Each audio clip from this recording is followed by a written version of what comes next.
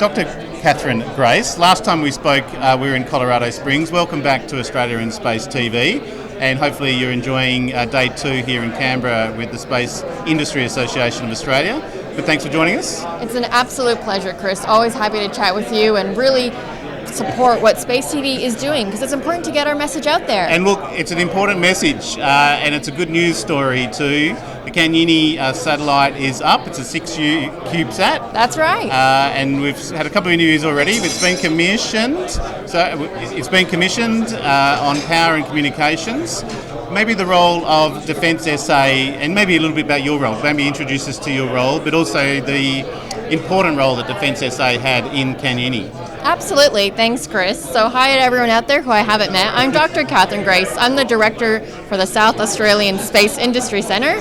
We work through Defence SA. So we're a South Australian government agency. And we decided years ago to support an Australian first, built, designed, working satellite, 6U, to go up into space. The kicker here is it's not just a 6U satellite, not just designed, manufactured, dreamed up in South Australia, but actually it's a combination of 2 really important payloads. So it's got an Internet of Things payload that's going to be working with Myriota. Yep. It's on an Inovor bus, and it also has on there a hyperspectral camera payload.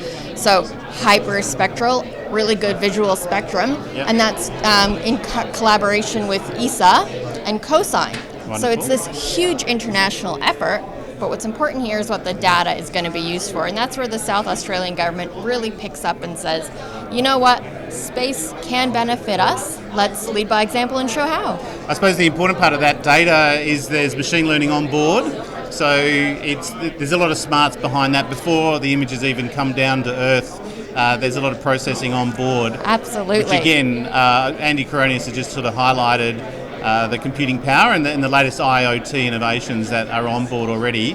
I suppose from a national viewpoint and how your stakeholders are nationally, but also proud South Australian, I've got no doubt. How does this mean? What does this mean to all your stakeholders and sort of the longer term, even downstream in terms of what the data will be used for? Oh, absolutely. So, it's really important because you mentioned it. Although it's a South Australian effort funded for the data for the South Australian government, we're partnering with the SmartSat CRC to deliver something national. So once everything's up and running, it's already turned on, it said hello, hey, we're working. It's when that first picture, the Internet of Things comes and our hyperspectral camera payload takes the picture and works together, we can say, look at what the satellite is doing.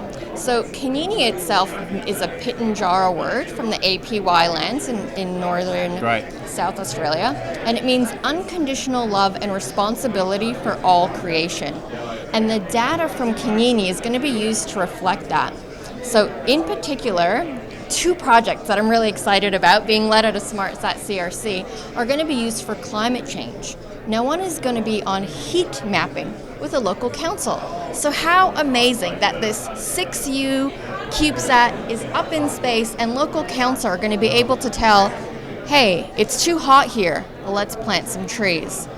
More than that, we're going to be able to use it to address and hopefully mitigate. We'll hear it, but it won't be too bad, so just keep going. Anyway, to mitigate?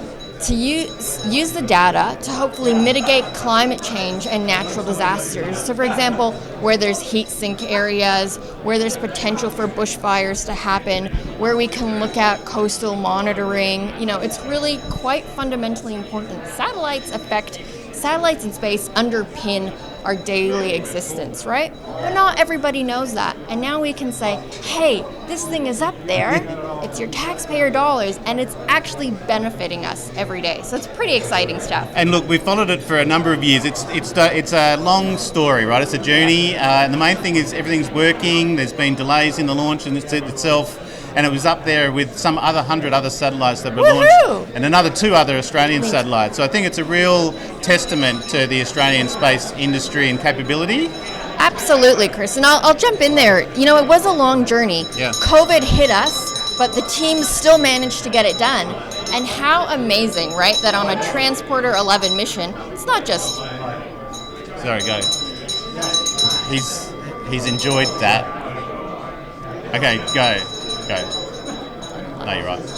1, 2, 3. How amazing that on a Transporter 11 mission, there's not just one Aussie satellite, but 3. Yeah. Do you know what I mean? It's really showing to the world we're building and lifting as a nation. You've heard the saying, a rising tide lifts all boats. A rising rocket lifts all space industry. Absolutely, and I think it also highlights that space is hard. It's not an easy thing, as you mentioned, journey, a lot of stakeholders. Dr. Catherine Grace from Defence SA and the South Australian Space Industry Research Centre, or correct me? The South Australian Space Industry Centre. There you go, I knew it was something like that. Catherine, thank you so much. Enjoy the rest of the Southern Space here in Canberra. Thanks for joining us again on Australia in Space TV. Looking forward to it. Thanks a lot, Chris. See you soon.